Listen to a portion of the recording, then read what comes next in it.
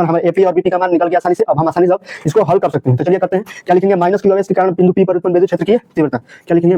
क्या हो जाएगी? बिंदु पी पर उत्पन्न वैद्युत क्षेत्र की। तो माइनस क्यू के कारण क्या उत्पन्न हो रहा था? माइनस एच अट्रैक्ट करेगा यानी E2। क्या हो जाएगा? वेक्टर E2 बराबर क्या हो जाएगा? 1/4 पाई एप्सिलॉन नॉट इनटू क्या हो जाएगा? के तो के ही रहेगा, ये तो सब कांस्टेंट है, ये तो ऐसा ही रहेगा। अब क्या हो जाएगा? क्यू तो क्यू ही रख लेंगे और आर स्क्वायर को क्या रखेंगे? यहाँ से यहाँ तक की दूरी क्या हो जाएगी? एपी, यानी एपी बराबर यहाँ पर एक बार चलिए एपी का मान डायरेक्ट लिख देना, समझ में आ जाएगा। आर प्लस एल का क्या हो जाएगा? होल स्क्वायर, क्योंकि आर स्क्वायर है तो आर प्लस एल का होल स्क्वायर हो जाएगा। माइनस के द्वारा हो गया, आप क्या लिखेंगे? प्लस क्यू आवेश वैद्युत क्षेत्र की तीव्रता क्या हो जाएगा हमारा?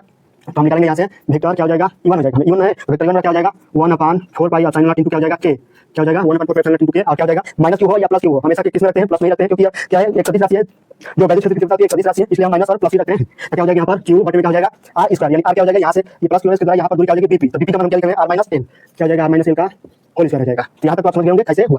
अब निकालेंगे बिंदु पी पर परिणामी वैद्युत क्षेत्र की तीव्रता। चलिए निकालना। तो क्या हो जाएगा? हमें परिणामी निकालना पड़ेगा। तो ई बराबर क्या हो जाएगा? देखिए दोनों विपरीत दिशा में है, तो E1 जो बड़ा होगा उसमें से छोटा वाला घटाएंगे। बड़ा कौन? देखिए ये इधर जा रहा है, ये बड़ा है, और ये क्या? E2 छोटा है, यानी E1 में से E2 को घटा देंगे, क्योंकि सदिश राशि है, सदिश राशि जब सदिश राशि होती है तो उसमें क्या दिशा की आवश्यकता होती है। जब इसमें दिशा को लेंगे तो दिशा में से ये पहले है, बड़ा है, ये छोटा है, तो E1 में से E2 को क्या कर देंगे? सब्ट्रैक्ट कर देंगे। क्या हो जाएगा? Vector E1 minus vector E2 हो जाएगा। कितना हो गया? Vector E1 minus vector E2 हो जाएगा। अब यहाँ से वेक्टर E1 का मान रखेंगे, वेक्टर E2 का मान रखेंगे, और जो आएगा वो यहाँ क्या हो जाएगा? अक्षीय स्थिति में वैद्युत क्षेत्र की तीव्रता। E1 का मान क्या है हमारा? E1 का मान 1/4 pi epsilon naught into K into क्या हो जाएगा? Q बटे R माइनस L का whole square, R minus L का क्या हो जाएगा?